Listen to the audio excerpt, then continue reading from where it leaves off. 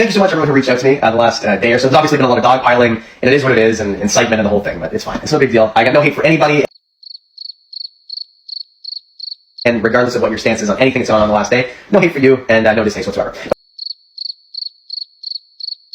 Another question for you. Where do we get standards for care? We make them up, and although that's not a great answer, it is the truth. We make up the minimums of basic standards of care based on, number one, how we observe them in the wild, and number two, how they will best thrive in our care. We improve because we want them to thrive and have the most natural behaviors while remaining safe in our care.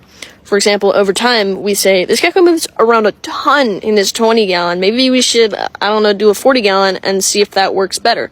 And it does, so we all kind of say, hey, all of our geckos should be in at least a 40-gallon because a 20-gallon isn't enough. So, for example, if you are someone who believes leopard geckos are solitary creatures, well, first of all, you're just wrong. Nobody would agree with you who's ever seen them in the wild. You're right. They aren't always solitary in the wild. They can be observed to have some social behaviors in the wild, like maybe staying in groups, but this is done out of necessity. They're fighting over food, space, water, hides, basking areas, and just every resource they need.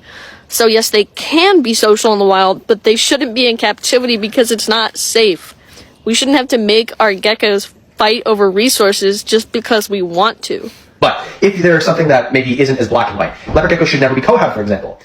Certain things that are absolutes. Where did you get the information from, aside from, I read it on this care guide,